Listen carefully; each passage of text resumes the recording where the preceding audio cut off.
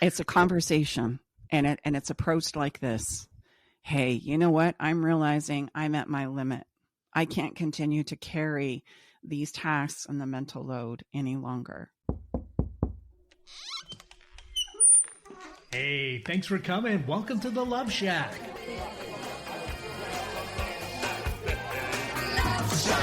Hey, welcome to the Love Shack. It's a little place where we get together, explore fresh perspectives, and eavesdrop on juicy conversations to discover the things that really matter while having a little bit of fun along the way. This is episode number 119. Need help from your partner but can't get any satisfaction? Listen up, because help is on the way. That's what this episode is all about. I'm Stacey Bartley, and I'm the host of Love Shack Live, and I'm here with my co-host Tom and our wonderful Brookie. We call her Brown in the background, so she'll be joining us on the show to add questions and comments. She absolutely takes care of the comments and the conversations from social media, and this is one that right now we have a lot of followers asking for, so we wanted to serve it up and deliver. Yes, it's hard for me to remember something that has, prompted a lot of dialogue. How about that? It's, a lot of couples, a lot of people are in this difficult position and not really sure what to do. And again, this is the whole point of the show. So thank you for your comments and shares. And this is why we're here, to be of service and leave you with some practical steps that are actionable and you can put into your life right now. Mm-hmm. So this is actually more common than you think. I see it in my practice, my private practice often. And typically there's one person in the relationship that knows and cares for the details of the household. This person will know everyone's favorites, whether we're talking ice cream or cereal, along with what brands are preferred, the current amount on hand, and where the best place to get more is. They track this not only for food, but household items, chores, clothing, play dates, after-school activities, essentially anything and anyone who comes in and out of their home. All goes well until they hit their mental and emotional limits. At this point, they're spent, frustrated, and even downright angry about it, even though no one has probably asked them to carry this mental load. It was a necessary rule of household operations they have slipped into, and it rapidly accumulated over time.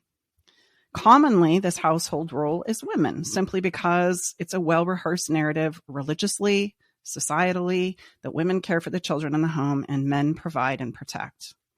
These roles worked well until women entered the workforce and sought to have careers outside of the home. However, when this happened, there was not a thought of a redivision of household operations. Instead, it was expected that work outside of the home would simply be added to the care of the children and anything else that was necessary to run the household. I do want to mention that there are men who carry this role for their family as well. One partner has a natural desire or knack for being more of the caretaker of the children in the home, and the other commonly wrapped up in a career or providing. Whether male or female, it will only be a matter of time before the caretaker, the person who is carrying the household load, will hit their limits. And from their perspective, they cannot wrap their head around why their partner can't see and understand what they could simply do to help out. And then, and this is where I would love to have that like dun dun dun dun dun dun dun dun dun, dun music, because what happens is they literally begin to believe that their partner doesn't care about how this is affecting them. They don't put in as much effort as they believe they should. And even when they do attempt to help out, they screw up the details and ask too many GD questions. And the person is aggravated about this, like, come on, man, how come you don't know this? This is the point in the story where the caretaker, the person who's carrying the mental load, will lash out, blame, criticize, minimize the efforts of the other partner, and begin to feel that they have good reason to do so. After all, we say, look at all I'm doing to care for us, and you're doing this all on purpose because it's obvious to me that you should know what needs to be done, and yet you refuse. So now when I see you on social media playing video games, taking a nap, or doing anything else that seems simply pleasurable, I'm going to blow a friggin' gasket. because I don't feel like I get those opportunities, those types of pleasures or downtimes, simply because you won't kick in and help. And the partner who was just punished for or cut off from intimacy for not knowing what to do, or let's be honest, failing at their attempts to help out, begins to pull further away and help less and less and less over time. Handling this dilemma from a place of blaming and criticism will not provide you with the help and support that is so desired in the end. And then the question is asked, well, what the hell am I supposed to do here, Stace? I'm at my wit's end. This was a wonderful question that was asked on our social media channel. And this was what it said. So, if we're completing most of the tasks and feeling completely drained, how would you suggest for me to be more emotionally present? What do I do now? And this is often a dilemma that the majority of couples find. And so there was a couple of things that I wanted to point out today, and we're going to have some dialogue about this. And then I promise I'm going to give you some takeaways, both for typically the woman/caretaker, but not always, as well as the men/providers in the household, because that's not always men either. The first thing I want to talk about and point out to you is you can't punish a person enough to get the help and support you need. This is only going to sacrifice the emotional safety necessary to truly solve your problem. And this is what criticism, blaming, belittling, I get you're frustrated. I get you're tired. And here's the thing, as far as humans go, we're going to cross the limits of what we can tolerate long after we needed the help and support. Like, we're going to try and hang in there and do it for as long as we possibly can. And then usually we've pushed it way past the point of needing help and addressing the issue. And so then we are frustrated. We are lashing out. We don't know what else to do, which brings me to the second point that I want to point out here. Your partner is truly, and I say this with all the sincerity in my heart, they are truly unaware of all that you do and want attack to feel like you don't value the contribution that they're currently making. It's like this. We as human beings have the ability to completely be unaware of many things that go on around us. And if my focus and my attention, this little reticular activator in the back of my brain, is focused on paying the bills, making the money, mowing the grass, doing the household chores that I think I should do, they literally are completely unaware of what brand of ice cream is in the freezer, what the kids wear to school, who the teacher is, what needs to be done as far as like timing goes. They literally don't even think about it. And now that they've probably had more than a year or 2 or 5 or 10 not understanding all of this and what it takes to run the household, they literally have a difficult time wrapping their head around the fact that I don't know what to do. And when they say that, let's be honest, I've been in this situation myself personally. When you don't know what to do, I just want to scream because I'm like, do you not see? Do you not understand? Do you not know? And they're not going to want to say yes because then they feel like there's something wrong with them or that they've done it wrong or that they should be in a different place than what they are. But the reality is they don't get it. It doesn't make sense to them. They're unaware. And you've done such a beautiful job of taking care of it, they haven't had to be aware of it up until now. Remember, we typically fall in these roles because of religious or societal norms, but usually the person who likes to take care of the household or has an acumen for it or wants to be involved in more of the nurturing, caretaking of the children for personal reasons steps into this role. And before they know it, they're way overtaxed. And they don't know how to come back from it because the reality is you were never asked to do this role. You stepped into it because it was something that was intrinsic and important to you. And so now we have to have a conversation about it. Next, I want you to know that the validation of your situation will not solve your problem. There's lots of quizzes out there on the internet that you can take that will go, yep, sure enough, you're carrying the mental load of the household. And I've just got to ask you, what is that going to do for you other than go, see, I'm right. I'm entitled. I get to take it out on them again. I get to make them wrong and I'm doing it right again. And I want you to know that's so dangerous to put your relationship in that space because you're going to sacrifice the very important necessary piece of safety that will be required in order to turn this around. Stay with us. We'll be right back.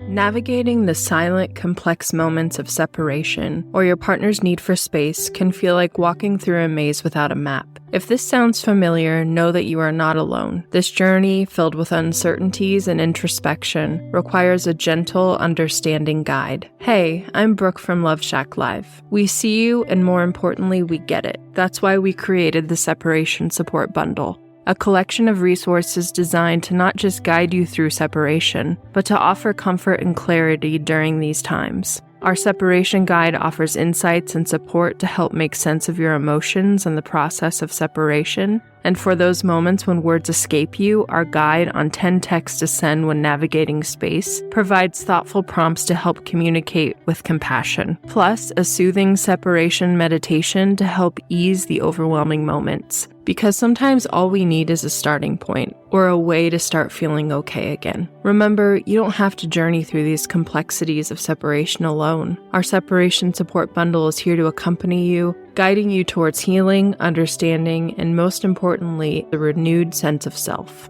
Visit staceybartley.com/bundle today to access your free separation support bundle. At Love Shack Live, we're all about exploring the real stuff that relationships bring, the good and the challenging. So let's tackle this together, because even in the hardest times, there's hope, growth, and yes, even love to be found.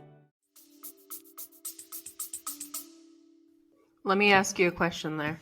Okay, so the people who are in this position, a lot of times they're silent, like you said. They're just grunting through it, and they're not taking it out on their partner because they know that they shouldn't, but they're getting to the point where it's probably going to happen because they're about to reach the limit. How can they express these frustrations in a, maybe I'm getting ahead of myself, but you can't have these feelings of being super overwhelmed and super frustrated and super overtaxed and overworked and being like, God, I'm going to scream. And, say you did take that test and you don't want to yell at your partner about it, but it does give you a little bit of validation because you're like, yes, I knew I was the default partner, a mental load partner. What do you do after you take that test and get those results? Instead of yelling at your partner, saying, I knew I was right. Why don't you ever validate me? Why don't you tell me these things? It's a conversation, and it's approached like this. Hey, you know what? I'm realizing I'm at my limit. I can't continue to carry these tasks and the mental load any longer. We need to schedule a time where we can come down and just look at this and divide. And I'm going to give you some tips, I promise, in the bottom, but we're going to divide and look at what needs to be done. And then I would love it if we could redivide these things. Okay. Now there's going to be some interesting things that start to pop up there that we're going to talk about here in a minute, but that's how I would approach the conversation. It's not banging on them to do more. It's not chastising them for what it is you think that they're attempting to do because they're not getting it right, and they don't do it in the way that you do it.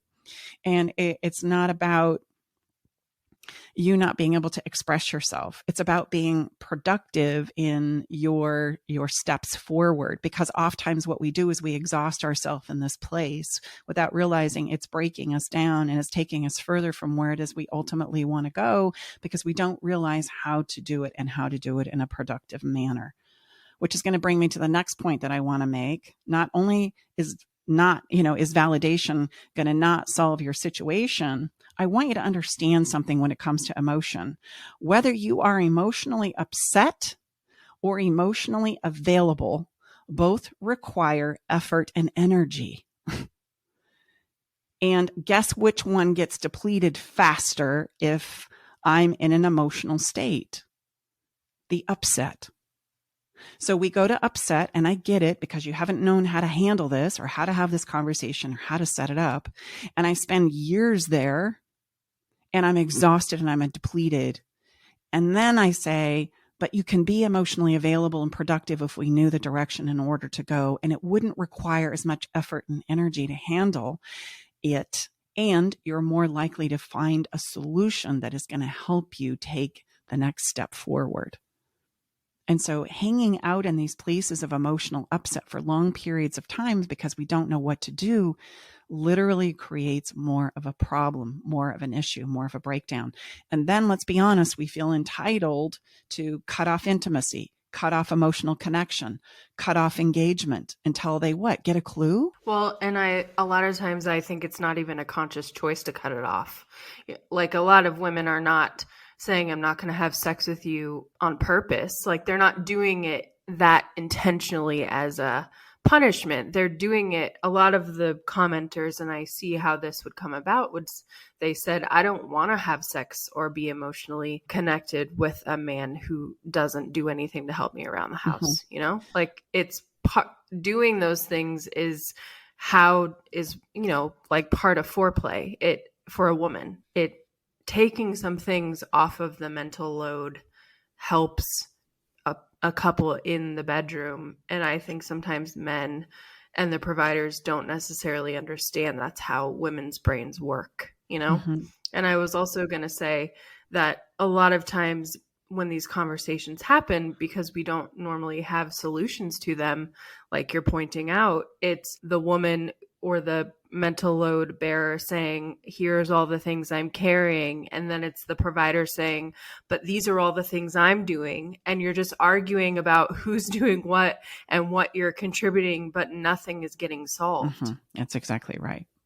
Well, and not only that, if I'm depleting and at my limit emotionally, then I don't have the capacity to build connection with you, want to have sex, spend time, effort, and energy because you're spent in, yes, the emotional upset of it and the load of what you're doing, right? Trying to hold down a job, trying to take care of the kids, replenishing the cereal, cleaning the house, taking out the trash. I mean, I could go on and on. It'd probably take me 15 minutes to get through the list.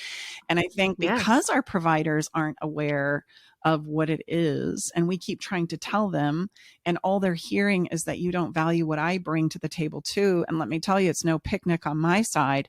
Then we both start banging for the validation that we need, because the reality is this: we're all doing the very best we know how, right? We are really trying to knock it out of the park, because I don't know of anybody who's invested in all in their relationship that doesn't want it to go well. And so the fact that it doesn't just means we don't know what we're doing. We don't know how to turn it around. And when you say, I need to help more, what I hear is I'm not doing enough.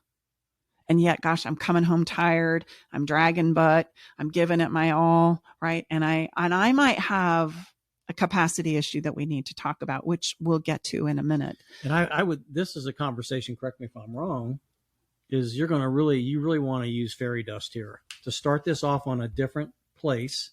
And it's understandable. Look, I think sometimes people feel like we're not getting the point. Yes, we are. But what we're all about is helping you get some momentum and create something new versus where you're struggling. And so when you're this spent, believe me, I've been there myself.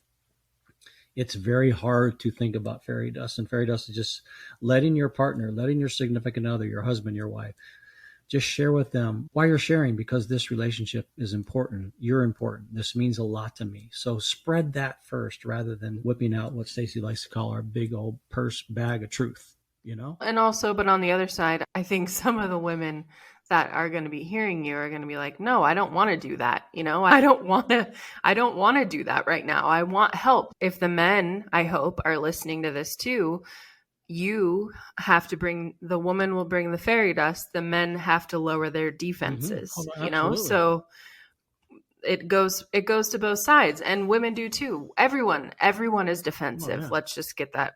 If you listen to our last 3 podcast episodes, every single person is defensive. So the reason why, and also we're talking in stereotypes. We know that it can be all genders that experience these things. So don't beat us up for saying men or women, because we know that it can happen to any person. But the men are feeling nagged. The women are feeling annoyed and angry.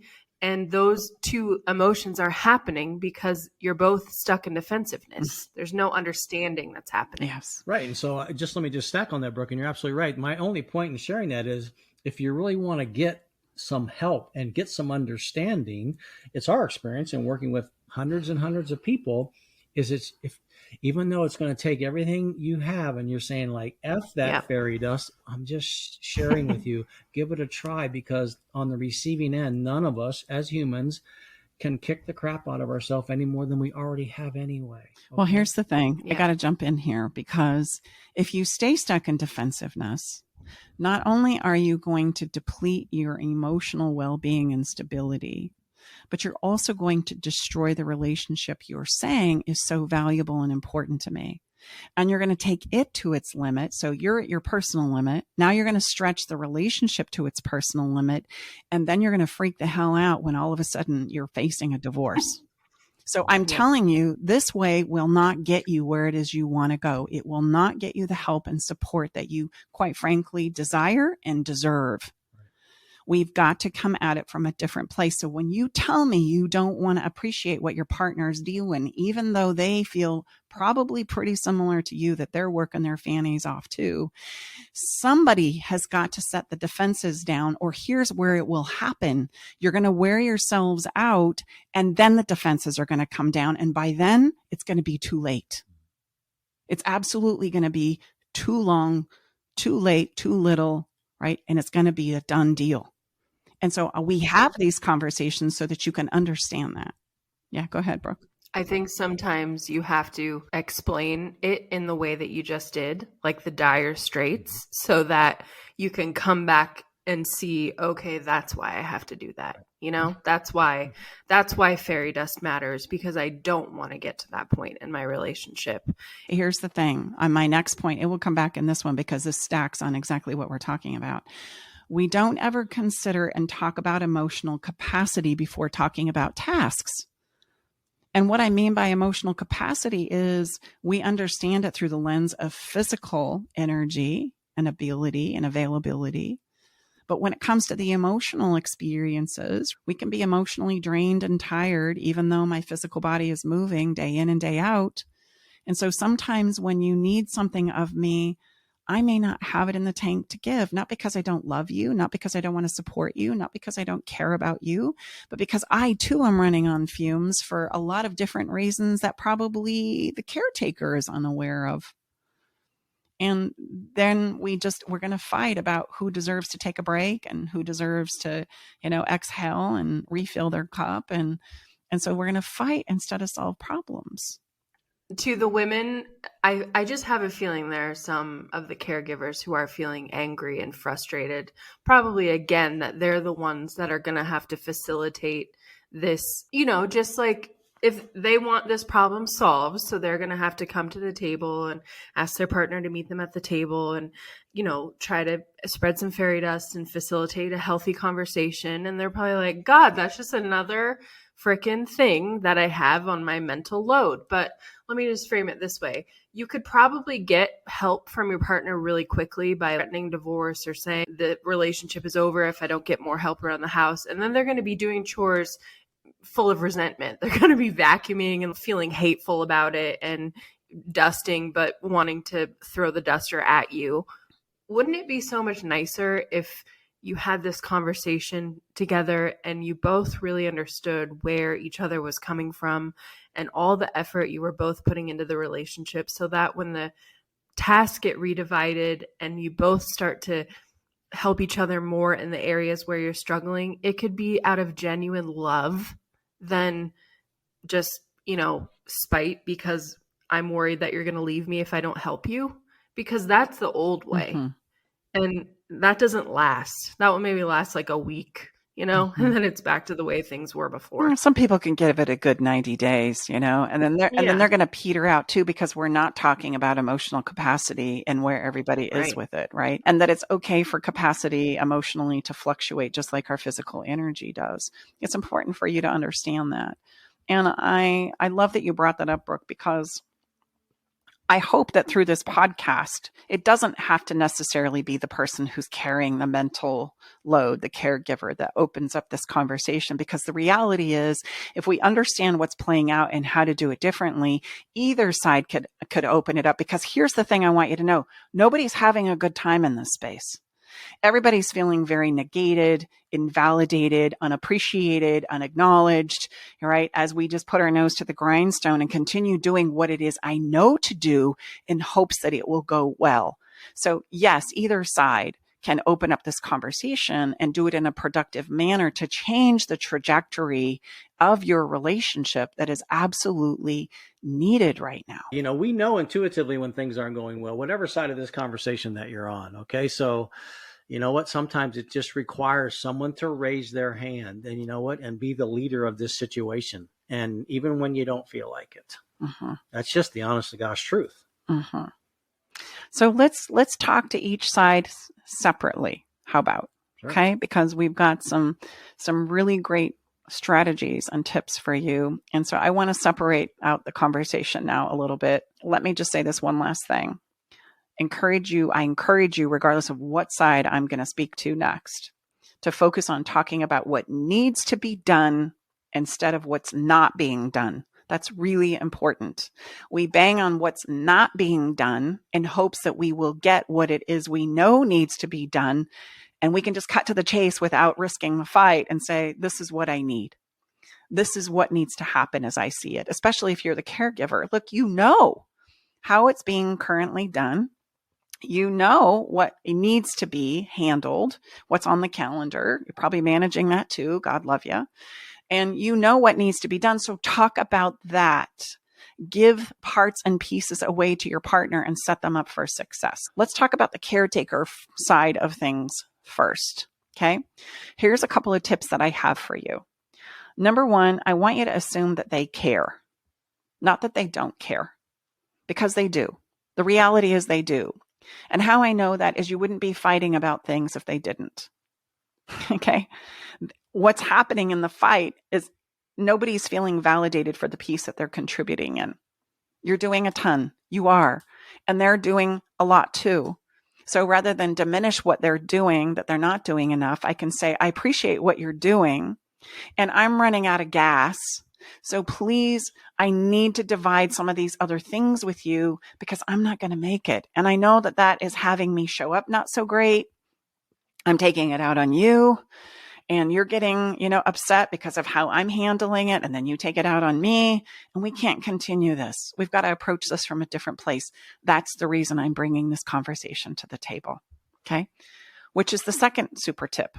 Appreciate and acknowledge their contribution. So assume they care because they do. Appreciate and acknowledge their current contribution. And realize, okay, I see you're doing this. I know you're doing this. And here's these other things that I need some help and support with. And then start asking. Focus on the do need this. Here, let's lay it out. If we need to, let's sit down at the table and let's literally list out everything that you're doing and decide which pieces and parts that you're willing to give away. Because this is where it's going to start to get interesting. I've been here myself. I know this one very intimately. I want to preach about it and tell them they should already know how to do these things I'm giving to them, and they don't. So I need you to show them. I need you to teach them. And I know initially that's going to feel like, really? Shit, I got to do that too? Well, if you want it to go well, yes, but realize households are not the only one that fight with this. Corporations do too. Any kind of teaching or training that goes on is going to require that load of now I got to kind of almost do double for a minute because I'm going to teach you how to do it. But then once you know and understand how to do it, I can completely let go of it. And I would just say that's a great point. And for those of us that are really efficient and we get frustrated, we say, oh, the heck with it, I'll just do it myself. You've got to let go of that, like Stacy just shared. To be fair, if someone doesn't really know how to do something specifically, again, everybody that's a master of their craft, his or her, he or she makes it look easy, right? Well, and do not buy into the idea because I can hear voices in my head right now because I had them. Oh, they should know how to do that. This is ridiculous. I shouldn't have to teach them how to dress the kids. I shouldn't have to teach them how to do the dishes. You're right. And I'm saying, yes, if you want it done in a specific way, yes, you do. Or let's take the next step. Ask them or ask them for what it is you need them to do as you redivide the tasks. And then you're going to have to drop the need for perfection in the way you do it. And that's going to be hard. Like that one's going to test you. If they're willing to do the dishes, then let them do it their way. And if they're willing to dress the kids, I guarantee you, you're going to come home from work and they're going to be dressed in some kind of funky outfit. And you're going to go, how the hell? Don't criticize it. Smile and say, thank you for dressing the kids. And let me show you what I would love for you to partner here with this outfit. See, these shoes go with these pants and this skirt. And, this is where you find them. And you probably, because they don't know. They literally don't know. They open up the drawer and they go, there's a shirt and there's a skirt and there's a pair of pants and some shoes. I saw a really funny TikTok about this specific thing. A dad was responsible for dropping his little baby girl off at daycare because the mom had to go to work early, and he sent her in a little overalls outfit with no shirt on underneath.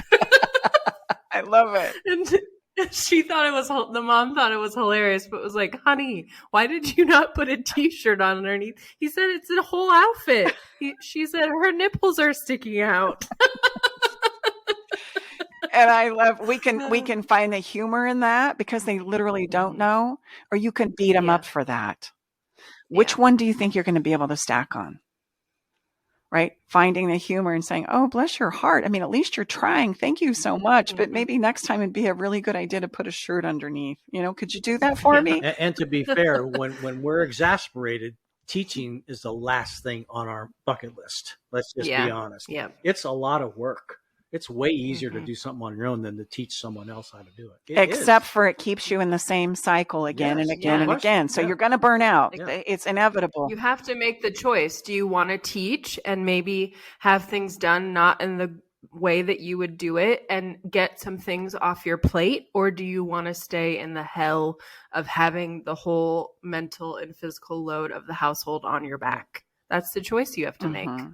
And remember, we usually create these situations and environments on our own accord because you stepped in and you were really good at it and you took it on. And at first it was really fun and you got a lot out of it. And then as maybe the kids started to get added or a career started to take root, slowly but surely it became this overwhelming task or an experience that you're experiencing it to be today. And you were the only one that knew the progression of that. Your partner is going, hey, that's what you've always done. What's the big deal? Because they haven't had that same emotional progression happening within inside of them. And so it's important that as you disclose it, you address it. You're the only one that's feeling it. They don't know. They don't understand. They don't get it. And because you've done such a fabulous job for such a long period of time, they literally do not know how to do it. And so I want to just say this. There are very few things that are as important and urgent as you think that they are. And I say this because I need you to let go of the perfection of doing it as well as you do. They'll get there. But in the beginning, it's going to be just like that cute little girl in the coveralls with no t-shirt. The dishes are probably not going to be put in the proper pace or the way you load the dishwasher or, the way you mop the floor, the vacuuming. And they're going to probably miss some of the lint that to look under that certain chair in that particular corner, right? We'll get there. Right? So it's like, thanks for doing it. And if you could next time just remember the corner or under this chair or remember the t-shirt and the fact that this doesn't match. And also, if things are not that big of a deal, just don't even mention them because minimize as many criticisms as you possibly can. Only if they're really important, because just so you know, every single one of those is a little dig. So the partner who's newly helping you with these things is going to feel defensive about that stuff. So try to use this also as an activity to work on your perfectionism and let stuff go if it really doesn't matter. And you know what? I used to get so wound up about this. I wouldn't even let my kids decorate the Christmas tree because I wanted it to look a certain way. And I look back on that and quite frankly, I'm horrified because what's the point of having everybody come together to decorate the Christmas tree and then they're going to watch mom do it because it has to be perfect. Let me just throw in a disclaimer here for our people that you're listening right now. This is pre-Tom, by the way. Yes. The Christmas tree, cray was pre-Tom. Yes. And I'm curious, why did you think you needed to disclose that? Well, because, we just have all unicorns and rainbows now. Yeah, right. No, the one thing I will say about our relationship, though, is because both of us have been what we call the caretaker in our previous relationships. There's a high awareness on both sides because we both have been in the trenches in that role. Yes. Otherwise, I promise, would be struggling with the same things you right now, our listener, are struggling with. I would say that, yes, there's a high sensitivity to this because of what Stacy just shared. No, I was just having some fun on this disclaimer. So, yeah, I mean, there's been, I can clearly relate. I can clearly relate on both sides. Clear. Well, yeah, and it just goes to show that you guys know exactly what these commenters are feeling, because you both felt exactly the same way at times in your past. Absolutely. And again, as I look back, so many of the things that I thought were so important about how the dishes were done, or the dishwasher was loaded, or the trash liner was handled, or the lint underneath the chair, or, maybe there was not Breyers this time. It was like the name brand Sunnyville or Sunnyside or Kroger or something. It doesn't matter at the end of the day. And yet we sacrifice so much of the emotional safety and, quite frankly, our own emotional well-being and sanity by getting all caught up in those things that we could just let blow by, like Brookie said. So I want you to understand that you'll receive more support if you are respectful, if you are sincere, and if you ask. That's going to be your way through. Like, disclose, I'm tired. I know you probably already have, but you've probably done it from a very critical, demeaning, criticism, leverage type of a way. Leverage means you either fix this or else I'm out of here. I'm done. I'm not getting anything out of this relationship. There's no way that can translate in the communication without the person on the other side saying, I'm not enough, I can't do it right, etc. So when you criticize them yet again, when they try and step in and help you, that's the conversation that's going to go off. See, I can't even do this right, so I'm done trying, because I would rather risk you not noticing I'm not helping than the risk of you criticizing and belittling me when I do try and help, because that's very deflating. Okay. So that's really important. I promise you will receive more support if you will approach it from the ways in which we've described here today. Okay. And I know, take a breath. It's going to be okay. Slow down. This really is your way through. I know you have a lot of conversation in there about why you shouldn't have to and why this isn't right and why they should come to you, but that's never going to happen because they don't know and they don't understand what's happening inside of you, nor the myriad of things that you constantly and consistently do on a daily basis. They don't feel the exhaustion and the frustration that you feel right now from having done it all. They literally feel like they're very much doing the very best they know how. They see your frustration, but every time they try and approach it with you, you're going to either shut down and go missing and do it anyway, go quiet, or rip their face off. And who wants to risk that? They're not going to want to do it. I have a question on behalf of these beautiful people. What if, how sometimes when someone comes up to you when you're in just the midst of chaos and overwhelm and feeling like the world is on your shoulders, and they say, what can I do to help you? And it's too big to even think of anything, I feel like that's a space that a lot of caregivers are in. Mm-hmm. They don't even know how to begin to ask for a simple thing that they could do in that moment that would take some pressure off, but it doesn't feel like a chore. You know what I'm trying to say? Yeah. Well, I think it's a fantastic question. And I would simply say, you know what? I'm really overwhelmed right now and I'm just not quite sure, but thank you for asking. Thank you for being aware enough that you've considered and you're attempting to help me out with this.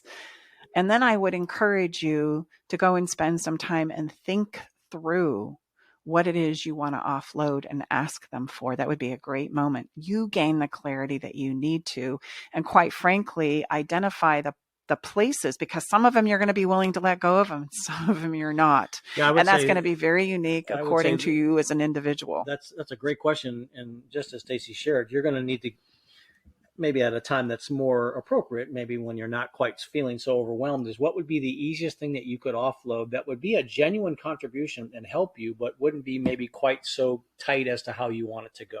Yeah. And that answer is going to be different for all of us. But that's a great question. And I've been there myself, like, oh, forget it, man. I can't even begin to take that on. I'm just going to handle it myself because I've done this hundreds of times. Thank you. Scram.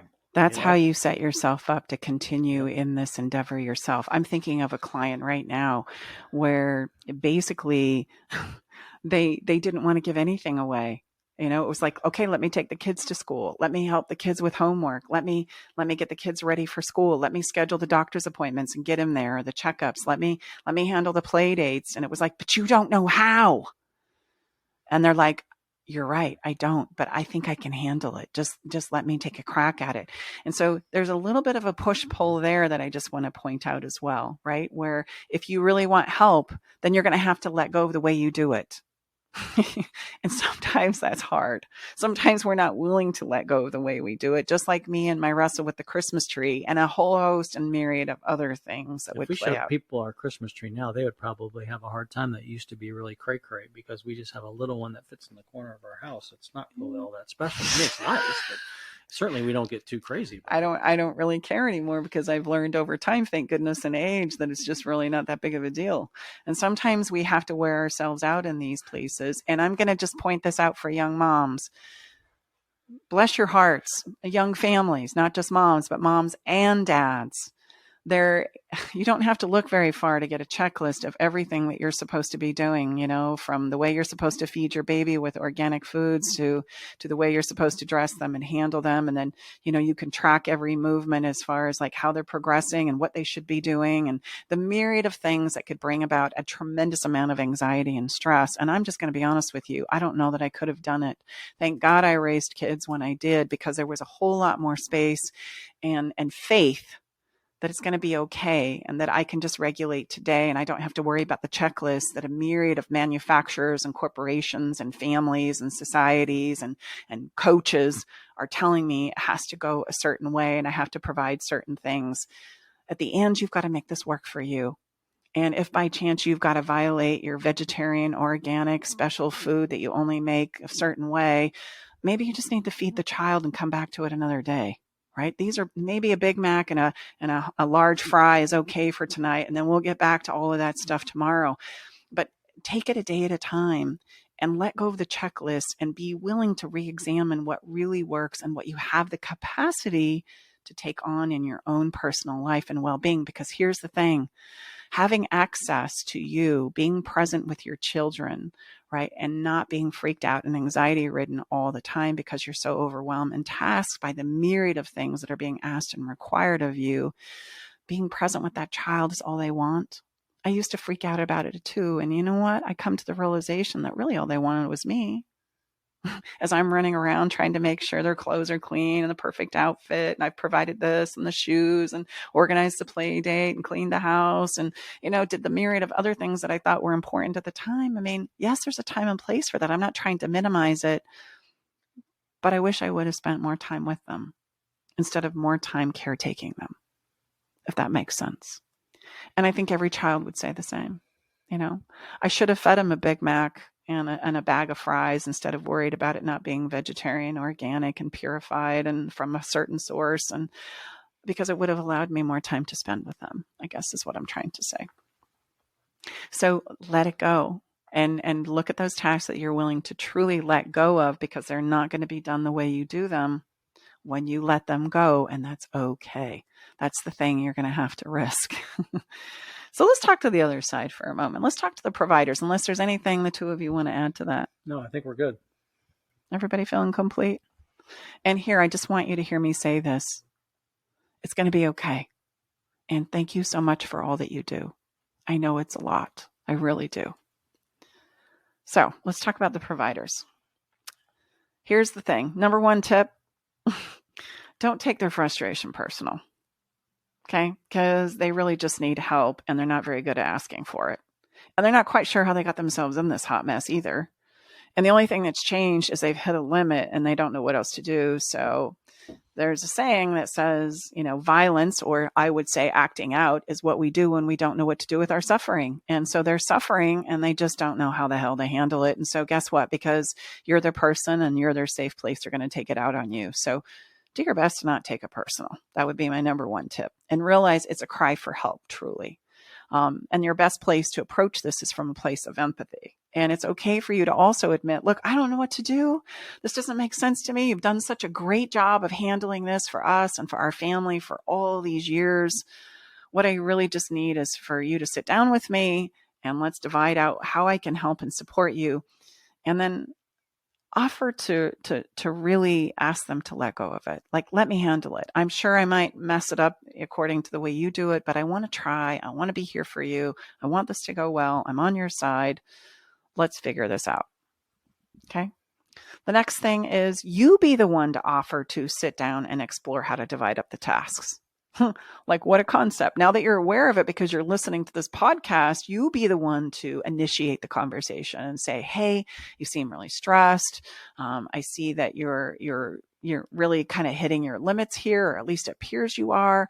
I really want to be of help and support to you. How about if we together sit down and look at what needs to be done to run the household, and then let's divide them up because I want to help. I want to be part. It's kind of like, hey, coach, put me in.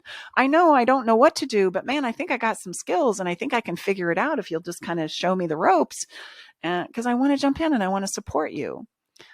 I understand why you don't, because it's been scary. The way you've tried to step in before, you've probably gotten your head ripped off, felt like you didn't get it right because you didn't, quite frankly. You weren't aware, you didn't know how. This is something that's brand new on your radar.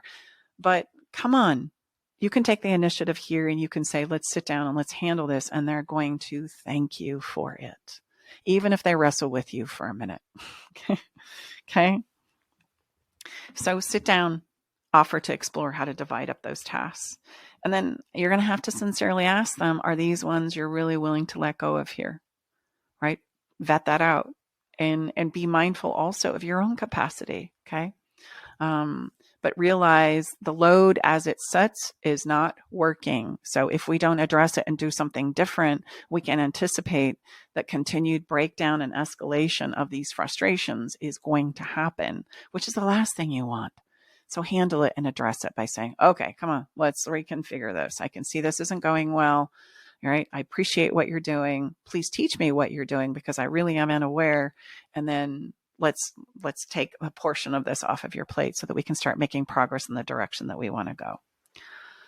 The next thing I would say is when they're upset, and they're going to be, and they have reason to be, but they don't have the right to take it out on you. They just don't know what else to do. Your best place is to reassure them that you are willing to help. So I love questions like, how can I support you? Show me how. Let's sit down and figure this out together. I'm with you on the same team. I want to be a part of this. And yeah, you're right. When you say, how can I support you? They might blow a gasket for a minute because they're overwhelmed and overtasked and they can't think of anything in the moment. Just say, hey, look, I can see that even this is overwhelming to you. Why don't you get some clarity, right, about what it is you want to give to me? Because I'm all in.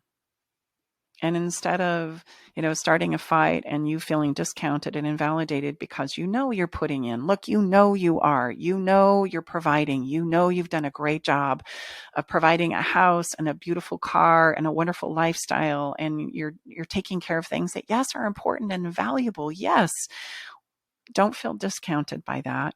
They're simply saying, yes, but there's a whole host of other things that you're unaware of. And that's true. And you can cop up to that. You can admit to that. Would that be a good time to use what we call in our body of work, the broken record statement? Mm-hmm. Absolutely. So give an example of that. Well, the broken record statement would just be, hey, I'm here to reassure you. I'm willing to help. Just tell me how.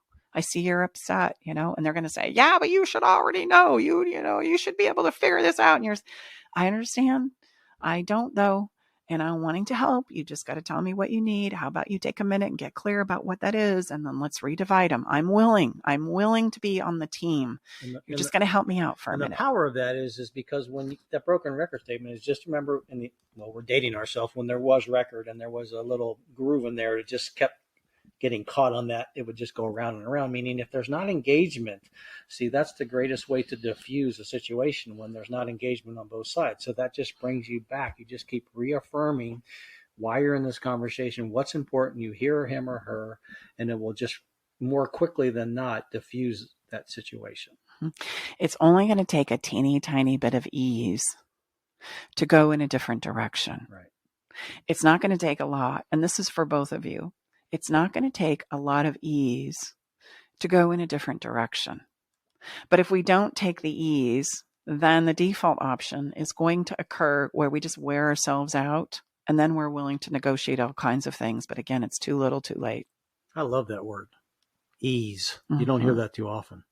So my next super tip here is, okay, if you know that your partner is freaking out and you've stepped in to try and help and support, but only to your own demise and disappointment, you've got to step out of your own doubt and criticism and make an intentional effort to become aware.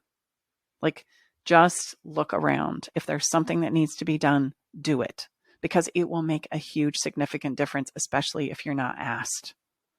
And it doesn't mean you need to point it out and go on and on about it. You know, there's that great Jeff Foxworthy joke that, you know, he took the trash out and he describes it as his wife is out in the driveway, like literally paving the thing, you know, on her hands and knees. And he runs to the door and he goes, "Hey, babe, I just want you to know I took out the trash.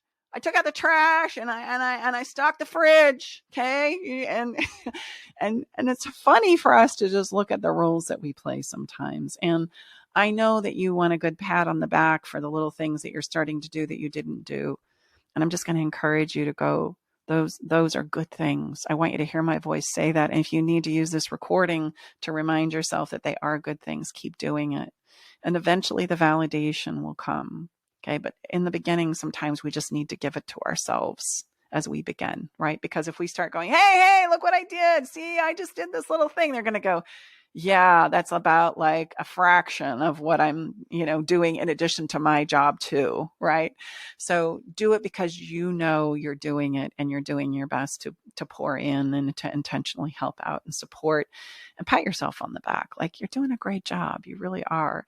So become more aware. Pay attention. And if there's things that you see need to be done, don't not do it because they just ripped your face off or made you feel smaller than you feel like you needed to be, minimized your piece or your contribution. It's just because we don't know better. And quite frankly, this is a place where literal practice is required.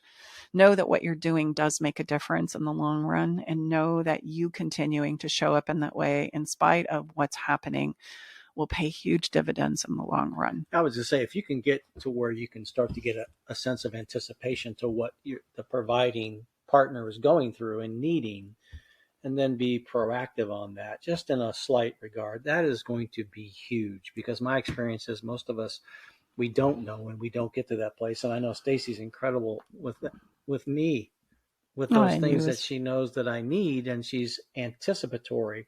I mean, she'll help me out to our car, you know, when I'm, you know, with water bottles and other things, like, gosh, that's you know, rather than 2 trips, it's 1 trip. Like, hi, would you like some? How about if I help you out? Like, oh my gosh, that's wonderful. I've always felt like, Stacey knows, I don't like carrying too many things at once because I have been the burdened person, you know, and it triggers me carrying too much at once. I don't like doing that. So Stacey will literally offload some of that by physically helping me out to the car. Well, and as we've already said, but I just want to highlight this again. Listen, if you haven't been in this role, it doesn't make any sense to you. It doesn't. You don't know how. You've never done it. It's never been required of you. But it doesn't mean you can't do it. It just means it's a new place. It's something that I don't understand and I don't know. And I know that as you're being asked to step into these places, that you too carry a tremendous amount of unaware and unknown things that you contribute and deliver to the relationship as well. And rather to fight about who's going to get the validation first, it's kind of like, you acknowledge what I'm doing first, and then I'll acknowledge your part. No, I'm not going to do that until you acknowledge what I'm doing, and then I'll acknowledge your part.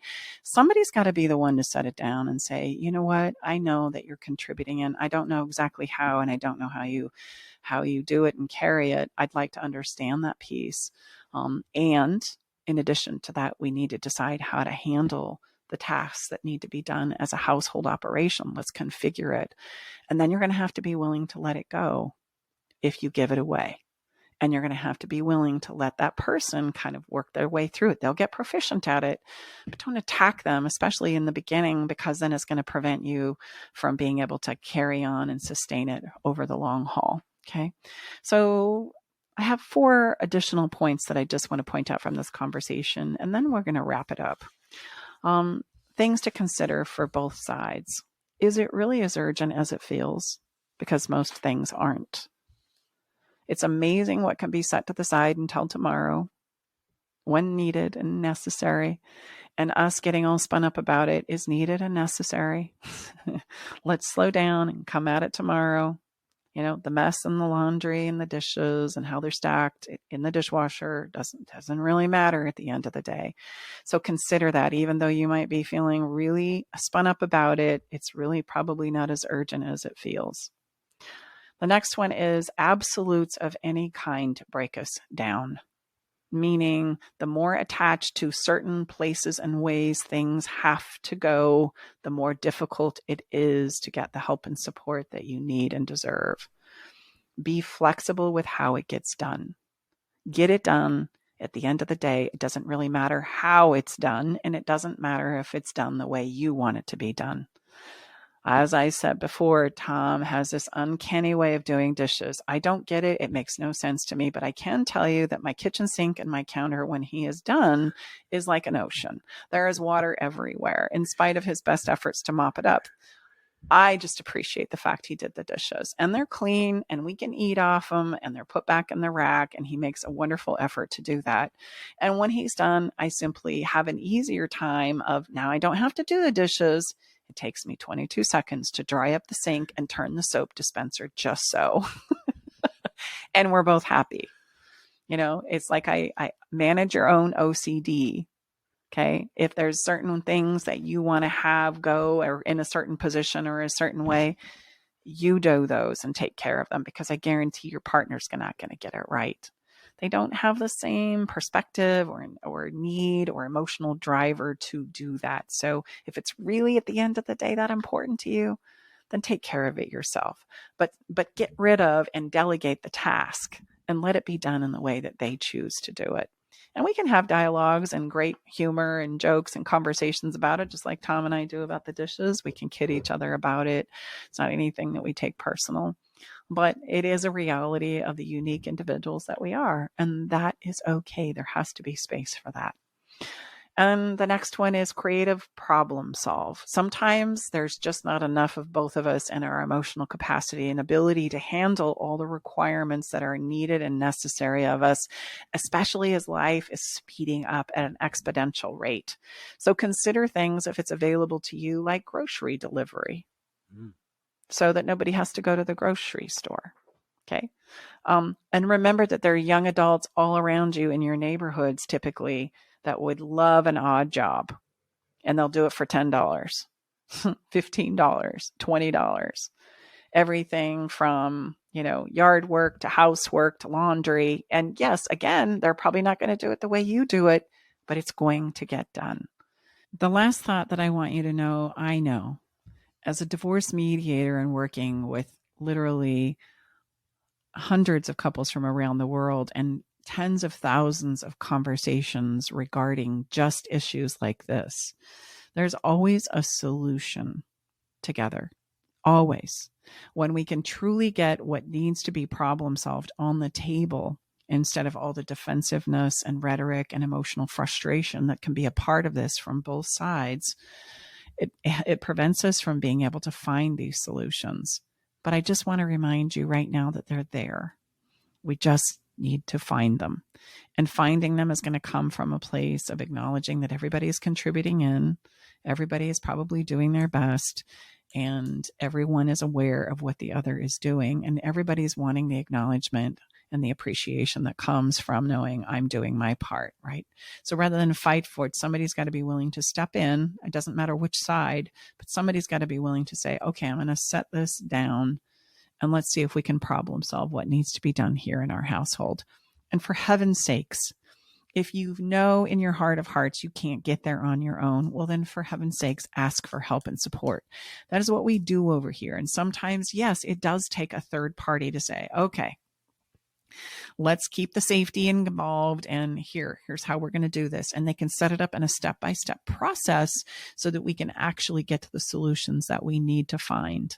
So I would encourage you to explore that as an option as well. And you can do that by scheduling one-on-one sessions with me, or really where you need to go is probably the Better Love Club, so that this can be a timed process that we do over a period of time, because there is going to need to be a place where, the caretaker takes an inventory of what is it literally, not in a spun up state when they're frustrated, but when a quiet moment where they can think more clearly, what is it you do have as a load that you want to, let go of? And then that needs to be brought to the table or initiated by the other person to say, hey, let's talk about this. I don't know what it is, but I want to listen. And sometimes that just requires some skilled facilitation. And we have frameworks and teachings all around this to support you in finally getting to that solution that I want to remind you is absolutely there. Any other takeaways from the conversation, guys? No, just believe me, we understand this is a very difficult place. Again, it's confirmed through all the incredible amount of comments and shares. And thank you for everyone that has reached out and shared your frustrations with us. And we hear you. And this is why we did this episode, to, again, let you know that we understand you and we hear you. And then most importantly, how can you get through this? I mean, again, the classic definition of insanity, we all know that. So as hard as it may, seem to be, and what may feel like you have no really desire to want to do, again, I would encourage you to look past that and do you want some new momentum to move through this situation, because it's hanging you up and it's draining you. Again, there's not an infinite emotional gas tank that sometimes we think and we act like there is. I always ask people on our clarity calls, do you have any indecision when the fuel gauge in your automobile is on E? What do you need to do? Everyone, without question, I need to get some more gas. Well, it's the same thing here. If you go too long and that emotional gas tank is on empty, I don't guarantee too much, but I guarantee all of us will run out of emotional gas and we'll flatline. And that's not a good place. Yeah, absolutely. It really isn't. No, it's...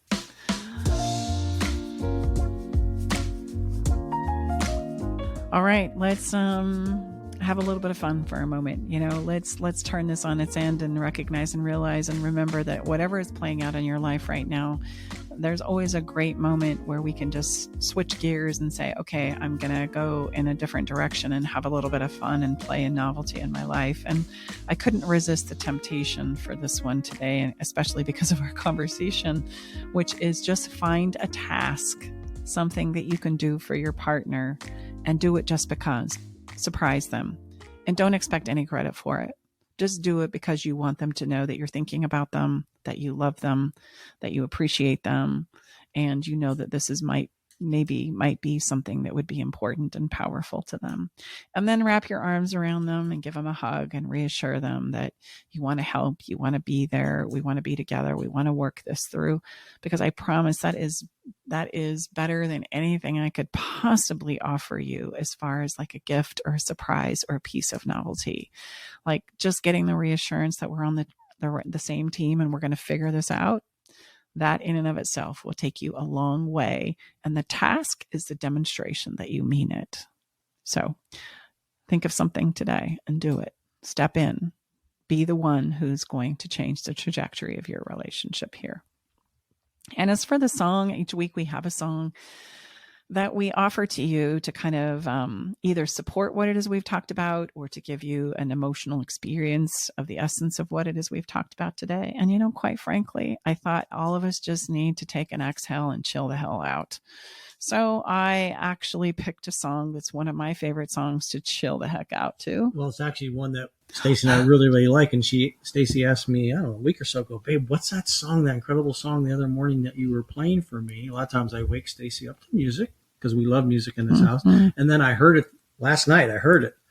If you're listening to this live, and I texted, I took a screenshot of it. And I said, babe, I think this would be, because I knew a lot of times I'm not involved in this music choice, and that's fine by me. I said, I think this might really put you in this, and you can't help but calm down. As Brookie likes to say, calm. Her brother loves to give her a lot of, likes to make fun of the way she says CALM. You can't help but calm down when you listen to this incredible song. Mm-hmm. And the name of the song is it's actually the group, the music, it's a musical group. Okay. It's a musical group called Clouds Below 2002. This is their 2002 album. The group is called Clouds Below, and the song is City Blue. And so put it on. Yeah. Just take an exhale and stop spinning for a moment and just realize, okay, there's plenty of time to figure this out. There's plenty of time to solve this. Probably the greatest gift you can give yourself right now is just an exhale and let it settle for a moment. Then you're going to be able to start thinking clearly. Then we're going to be able to like reconsider some of the things that we've talked about in this podcast. And then you're going to be in a very empowered position to come at this from a totally different experience. You could even play it again when you're sitting down to divide the task. Yes. That'd be another good time to play. Great idea. You can play it twice. You can listen to this song along with our entire playlist on Spotify, Love Shack Live playlist, or you can access it through our website at staceybartley.com. That's it for this week's episode. Thank you so much for being here and listening in. And listen, if you have a conversation that you want to have or experience here on the show, don't hesitate to reach out to us, because we are dedicated to talking about the things that matter most to our listeners. For now, go chill out. Take an exhale. It's going to be okay, I promise. Things are about to get really good. Okay, everybody, time to go. We got to close the doors to the Love Shack for this week. You don't have to go home, but you can't stay here. Come back next week, though, and join us for another edition of Love Shack Live with Tom and Stacey Bartley.